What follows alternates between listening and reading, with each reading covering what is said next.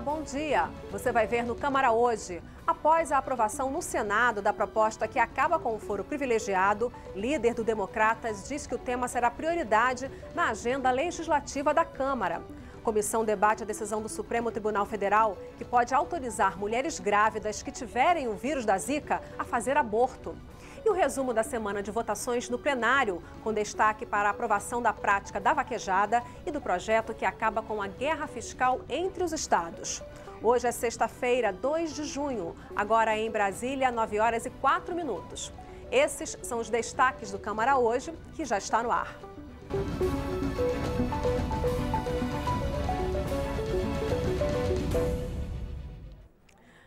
Nesta semana, deputados e senadores se reuniram pela primeira vez desde dezembro do ano passado em sessão do Congresso Nacional para analisar vetos presidenciais. Os parlamentares derrubaram um veto que vai proporcionar aumento na arrecadação dos municípios brasileiros.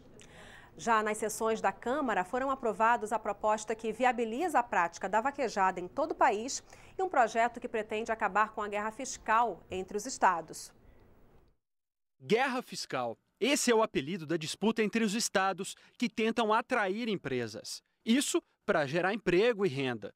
Mas para conquistar a empresa, o estado abre mão de impostos, especialmente do ICMS. A proposta discutida no plenário propôs um fim para isso. O texto foi aprovado por 405 votos a 28. A Câmara também abriu a possibilidade para que os estados estendam os atuais benefícios por até mais 15 anos. Mas o texto também contém outros 2 pontos importantes. O primeiro deles é que todas as isenções terão que ser públicas. E o segundo, o gestor que oferecer uma isenção ilegalmente não terá mais acesso às transferências do governo federal e nem a empréstimos, o que na prática inviabilizaria as contas do Estado. O texto agora volta para o Senado Federal. Os deputados também aprovaram uma mudança na Constituição. A segunda e última votação na Câmara decidiu: esportes com animais não são cruéis se forem manifestação cultural. Essa interpretação se encaixa para casos como o da vaquejada. A prática tradicional no Nordeste foi considerada cruel pelo Judiciário. Essa semana, a Câmara decidiu de outro jeito. Eu não diria que é uma afronta, mas eu diria que é um desrespeito ao Supremo Tribunal Federal, que já julgou essa matéria. O que faz o Congresso Nacional? Busca uma fórmula de inibir uma votação do Supremo. A partir de hoje, a gente consegue aqui consagrar uma nova saga do vaqueiro. E quando viram esse sonho ameaçado, através de uma decisão equivocada do Supremo Tribunal Federal, buscaram no caminho da sensibilidade, da mobilização. O plenário ainda aprovou aumentos salariais para 8 carreiras de servidores públicos e a criação de uma comissão externa para acompanhar as enchentes em Alagoas e Pernambuco. 8 pessoas morreram e quase 50 mil estão desabrigadas. Nessa semana nós tivemos também uma sessão do Congresso Nacional, que é quando deputados e senadores votam juntos. Nessa reunião foi derrubado um veto do presidente Michel Temer. Em disputa aí um imposto, o ISS. Até então, esse imposto era cobrado só na cidade sede da empresa que prestava o serviço. A partir de agora, ele vai ser pago onde o serviço for prestado. A expectativa é que 6 bilhões de reais sejam redistribuídos, saindo de poucas cidades que concentravam essa arrecadação para muitos municípios brasileiros. Essa votação produziu algo incomum, mas que marcou essa semana. Deputados de oposição e governistas falando uma mesma língua. Os municípios brasileiros vivem uma crise profunda. Os municípios estão com a cuia na mão. E os municípios têm se mobilizado. Se tivesse feito a reforma tributária em nosso país, não precisava estar discutindo aqui agora esta matéria. Nós precisamos descentralizar os recursos em nosso país. Não é possível que 1, 2, meia dúzia de municípios fiquem com os recursos, enquanto 5 mil e tantos municípios continuam sofrendo a míngua. O Congresso Nacional também criou essa semana uma comissão especial mista para analisar propostas de alteração da Lei Candir, que retira os impostos das exportações. O objetivo principal da comissão será definir um modelo de ressarcimento aos estados e definir como o governo federal vai pagar as dívidas acumuladas. O líder do Democratas, deputado Efraim Filho, afirmou nesta quinta-feira que o fim do foro privilegiado para autoridades deverá ser uma das prioridades da agenda legislativa aqui na Câmara. Ele é relator na CCJ de propostas sobre esse tema e defende o fim do foro para todas as funções, exceto para os presidentes dos poderes. Em entrevista, Efraim Filho comentou a respeito da proposta de emenda à Constituição aprovada ontem pelo Senado, que modifica o foro privilegiado e que agora será analisada aqui na Câmara. Esperamos que seja célere a sua tramitação, porque a pior resposta que o Congresso Nacional pode dar é a omissão ou a inércia. Temos que enfrentar o tema, debater, não dá para engavetar essa discussão. A Câmara dos Deputados precisa enfrentar e o meu parecer será o primeiro passo. Além do texto que será enviado pelo Senado, a CCJ da Câmara precisa votar a admissibilidade de outras 12 propostas sobre foro privilegiado que tramitam em conjunto. A Câmara dos Deputados e a Câmara Municipal de João Pessoa, na Paraíba, assinaram 2 acordos de parceria nesta quinta-feira. Um deles prevê que até julho seja inaugurada a rede legislativa de rádio na capital paraibana, com programação compartilhada da Rádio Câmara e com transmissão de Brasília e da Rádio Câmara local. O segundo acordo vai permitir a migração da TV analógica de João Pessoa para o sistema digital ainda este mês. Em 2016, mais 11 cidades brasileiras receberam o sinal da rede legislativa de TV digital, somando um total de 44 cidades com o sinal aberto e digital das emissoras do Poder Legislativo. Com isso, mais de 50 milhões de pessoas podem acompanhar de graça a programação de pelo menos 3 das seguintes emissoras: TV Câmara, TV Senado, TV Assembleia Estadual e TV Câmara Municipal. Nesta semana foram assinados mais 2 acordos. Agora, a Câmara Municipal de João Pessoa também vai ter acesso ao sinal de TV aberto e digital. E a população também vai poder acompanhar os trabalhos do Legislativo ouvindo a rede legislativa de rádio. Uma rádio com notícias da Câmara dos Deputados de Brasília e da Câmara Municipal de João Pessoa, a Rádio Câmara 88,7 FM. É muito importante que a gente possa estar próximo, né, dos municípios, né, com as nossas informações, com os nossos debates, com os nossos trabalhos. E é importante que essas informações sejam divulgadas e que nós trabalhemos juntos, porque o Poder Legislativo precisa mostrar a importância do seu papel na democracia e no desenvolvimento do país. Isso reforça, né, a preocupação que todos nós temos, nós que somos políticos e devemos a transparência e a integração com a sociedade. Esse é um passo muito importante nesse sentido. Lá na Câmara Municipal de João Pessoa, a chegada da Rádio FM e da TV Digital foram comemoradas como um presente de aniversário. É que a Câmara Municipal de João Pessoa está completando 70 anos. A Câmara de João Pessoa é pioneira no que se diz com relação à TV Câmara hoje no Brasil. As câmaras municipais no Brasil, elas estão muito mais próximas das pessoas, está dialogando com as pessoas, ouvindo elas. E é dessa forma que nós pretendemos continuar a fazer a melhor TV, né, do Brasil. É uma oportunidade, a Paraíba, João Pessoa, de forma particular, saiu na frente no processo de comunicação legislativa. E nesse aspecto, acho que a Câmara, nesse momento, aí, através do presidente Rodrigo Maia, ao assinar de alguma forma já essa consolidação da TV digital para João Pessoa e ao mesmo tempo também da rádio, é muito simbólico porque garante aquilo que nós sempre preconizamos na condição de secretário de comunicação quando fui no passado. Você permite uma produção legislativa, para que as pessoas possam conhecer o trabalho dos vereadores, você começa a dar transparência ao processo legislativo e o mais importante, a democratização da informação. A Lei dos Consórcios Públicos, uma iniciativa da Câmara dos Deputados, permitiu um acordo de cooperação para formar gestores públicos em municípios do Paraná. Por esses consórcios, vários municípios somam forças para oferecer serviços de melhor qualidade e com menos recursos. Um exemplo é o Consórcio Público Intermunicipal de Inovação e Desenvolvimento do Paraná, que adquiriu máquinas de pavimentação a um preço menor para atender os municípios associados.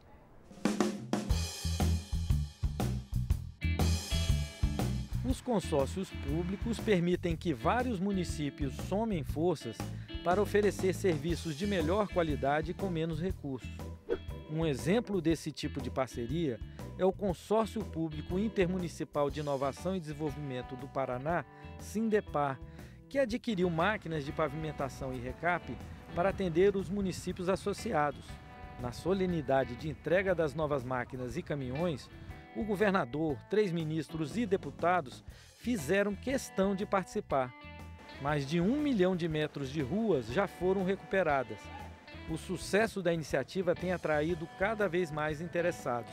A gente vê no consórcio uma grande oportunidade, para os municípios, principalmente o nosso caso, município pequeno, de pouco mais de 5 mil habitantes, a gente poder estar resolvendo sérios problemas, principalmente a questão do asfalto, recap, que hoje é um grande problema para esses municípios, e o consórcio tem muito a nos ajudar. Ele ajuda porque você diminui o custo, e abaixa mais. Em vez de você fazer menos metros, você vai fazer mais metros, porque o valor é menor.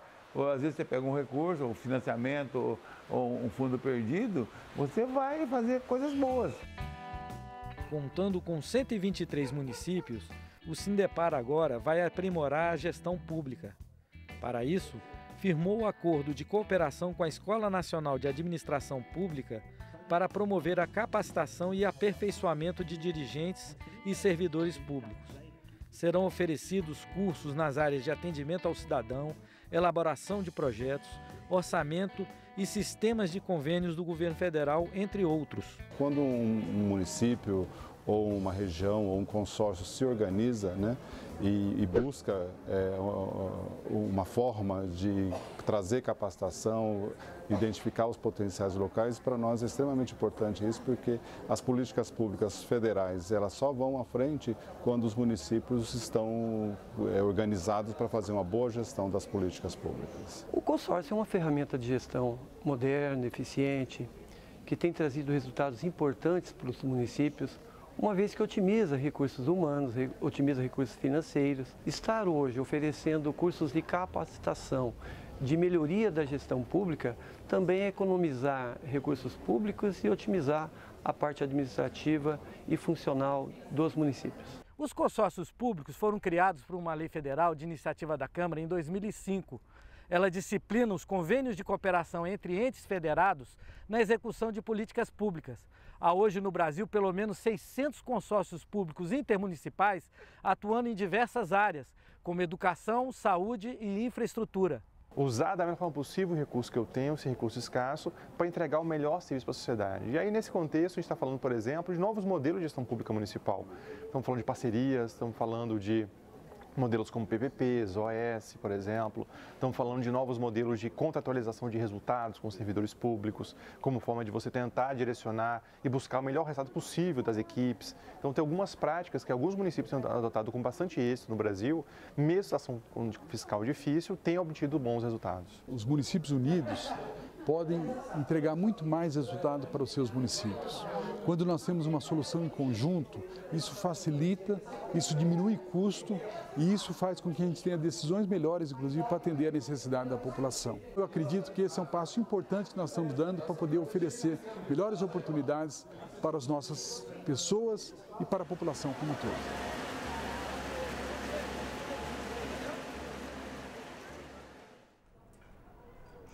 O deputado Osmar Serralho, do PMDB do Paraná, reassumiu o mandato dele aqui na Câmara, depois de passar pouco mais de 2 meses à frente do Ministério da Justiça. O ex-ministro decidiu não aceitar o convite do presidente Michel Temer para assumir o Ministério da Transparência, numa troca de cargos proposta pelo presidente entre Serralho e Torquato Jardim, que saiu da Transparência e assumiu o Ministério da Justiça. Com o retorno de Serralho, o deputado Rodrigo Rocha Loures, do PMDB do Paraná, volta à suplência e pode perder o foro privilegiado. Rocha Loures é investigado por denúncias de corrupção após ser filmado com uma mala de dinheiro pela Polícia Federal. E você já viu nesta edição do Câmara Hoje. Semana do plenário termina com a aprovação de proposta que libera a vaquejada e de projeto que promete fim à guerra fiscal entre os estados. Depois da aprovação no Senado da proposta que acaba com o foro privilegiado, líder do Democratas afirma que o tema será prioridade na agenda legislativa da Câmara. Agora em Brasília, 9h18. Você vai ver depois do intervalo. Comissão de Segurança Pública debateu o projeto de lei que permite a criminalização de manifestações e de movimentos sociais. E mais. A Comissão de Integração aprova a realização de um plebiscito em todos os municípios de Goiás. O objetivo é ouvir a população sobre a criação de um novo estado. Os detalhes já já.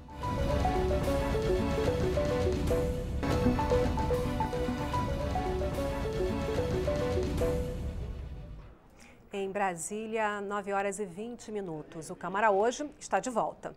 A Comissão de Segurança Pública e Combate ao Crime Organizado promoveu uma audiência pública para debater o projeto de lei que permite a criminalização de manifestações e de movimentos sociais. A proposta já foi rejeitada pela Comissão de Relações Exteriores e de Defesa Nacional, mas, respeitando o regimento, continua em análise aqui na Câmara. A proposta do deputado delegado Edson Moreira, do PR de Minas Gerais, altera a lei antiterrorismo e acrescenta novas ações como sendo atos terroristas. Entre elas, o uso da violência durante protestos contra a livre atuação de membros de alguns órgãos públicos. A procuradora federal Débora Duprá acredita que a proposta tem o objetivo de impedir a liberdade de manifestação política. Ele abre brecha principalmente para a criminalização dos movimentos sociais. Apesar dele não dizer isso expressamente, ele amplia para as posições políticas e ideológicas. Isso claramente está direcionado para os movimentos sociais. O deputado Glauber Braga, que solicitou o debate, concorda com a procuradora. Não dá para acreditar naquela versão daqueles que dizem não, isso não é para criminalizar movimento social. É claro que é. Ampliação de tipo penal nesse momento e de condutas que podem estar sendo inseridas nesse tipo tem um único objetivo: criminalização de movimento social. O relator da matéria, deputado Hugo Leal, do PSB do Rio de Janeiro, disse que o Brasil vive um momento de democracia plena e que nós não podemos aceitar um retrocesso em relação a isso.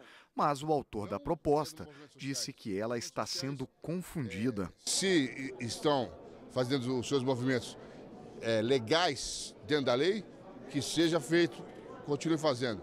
O meu negócio é o crime organizado, que está dominando todo o país, tanto nos morros cariocas, como nos presídios do Amazonas, do Rio Grande do Norte, ceifando a vida de milhares de pessoas.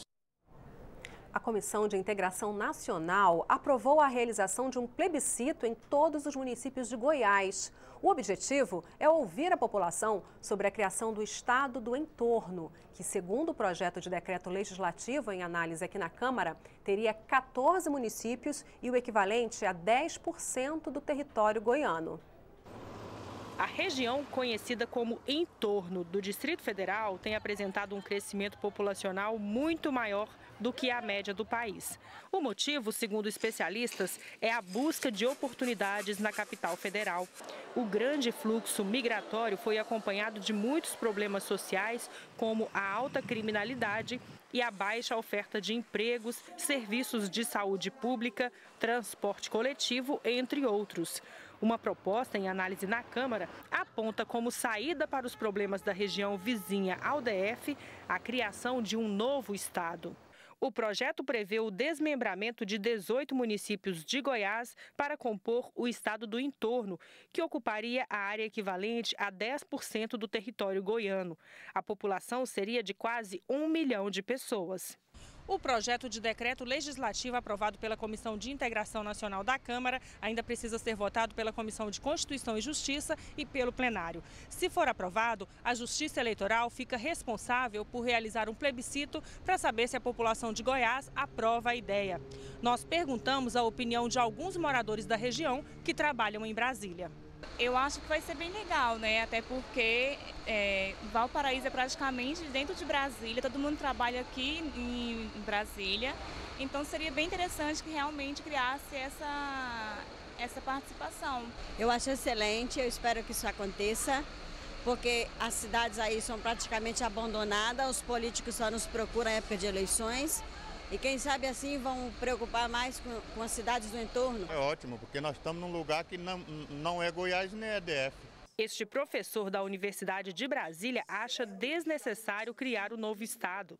Para ele, é preciso fortalecer a RIDE, Região Integrada de Desenvolvimento do Distrito Federal e Entorno, criada em lei de 1998, com o objetivo de articular a ação administrativa na região, inclusive com o apoio do governo federal. Mas o estado, eu acho assim que é uma ideia eleitoreira, voltada à criação de cargos, de cabides de emprego, né? E só representa um prejuízo para a União. A RIDE, desde que foi criada aqui na Câmara Federal, ainda não conseguiu fazer nada pelas cidades. O nosso estado já surge com uma receita de 1,5 bilhão por mês. Então, não é investido por Goiás esse dinheiro nessas cidades, muito menos pelo Distrito Federal e muito menos pela União. O relator da proposta acha que a divisão do poder administrativo pode trazer benefícios sociais para a população. Quanto mais divisão territorial, mais centralizado, melhor para governar, para você ver de perto os problemas da cidadania. Além do projeto sobre o estado do entorno, outras propostas para a criação de estados tramitam na Câmara, como o São Francisco na Bahia e o Araguaia também em Goiás. Os últimos estados desmembrados no país foram Tocantins, separado de Goiás em 1988, e Mato Grosso do Sul, separado de Mato Grosso em 1977. Em 2011, os eleitores do Pará rejeitaram a proposta de criação dos estados do Tapajós e de Carajás. As comissões de defesa dos direitos da pessoa idosa e de legislação participativa debateram um projeto que pode estimular mais doações ao Fundo do Idoso. A proposta permite que empresas e pessoas físicas descontem do imposto de renda as doações feitas até o momento da entrega da declaração. As ações que promovem a qualidade de vida dos idosos são financiadas com recursos do governo e também com doações de empresas e de pessoas físicas. E quem contribui por meio do Fundo do Idoso pode descontar parte do valor no imposto de renda que vai pagar. Atualmente, a doação precisa ser feita até o final de dezembro de cada ano para poder ser descontada na declaração do imposto de renda que é feita até abril do ano seguinte. Mas um projeto em análise na Câmara quer permitir que as doações sejam feitas até o momento da entrega das declarações, como já acontece no caso do Fundo da Criança e do Adolescente. Em audiência pública, os participantes defenderam a mudança no prazo. A diferença que existe hoje nos prazos para a doação do Conselho da Criança e do Adolescente e do Fundo do Idoso é que do adolescente é feita na época da declaração do imposto de renda, quando a pessoa já sabe se vai pagar imposto, quanto vai pagar, se vai ter recursos, e, enfim, é quando já está equacionado. No caso do idoso, por enquanto, a data final é 31 de dezembro. Ora, nessa época ninguém sabe a quanto será a situação dele em relação ao imposto de renda. A pessoa só sabe quanto vai pagar de imposto de renda quando vai fazer a sua declaração. Consequentemente, ela pode dizer o quanto ela vai destinar a uma determinada entidade, por exemplo. Esse projeto, ele expande esse prazo, né? Ela poderia, no momento da entrega, mesmo que seja referente ao ano anterior, fazer a doação naquele momento. Aí isso dá uma facilidade maior de captação de recursos para o Fundo do Idoso. São os conselhos federal, estaduais e municipais dos direitos do idoso que recebem e gerenciam os recursos do fundo. A presidente do Conselho de Goiás, por exemplo, conta que o fundo estadual foi criado no fim de 2016 e conseguiu arrecadar mais de 7 milhões em apenas 2 meses. Ela acredita que a mudança do prazo prevista no projeto vai permitir recolher ainda mais doações. Com essa mudança que a Flávia e a comissão dela está fazendo, nós vamos ter, como na criança e do adolescente, o ano inteiro para captar. Essa é a diferença. O projeto está sendo analisado agora na Comissão de Finanças e Tributação. Uma decisão do Supremo pode autorizar mulheres que contraíram o vírus Zika a realizar aborto. Uma decisão polêmica que fez a Comissão de Defesa dos Direitos das Pessoas com Deficiência trazer para o debate o depoimento de famílias que têm bebês com microcefalia e que resistem apesar do crescimento, apesar do preconceito. Famílias atingidas pelo drama da microcefalia contaram na Câmara os desafios que enfrentam para criar seus filhos.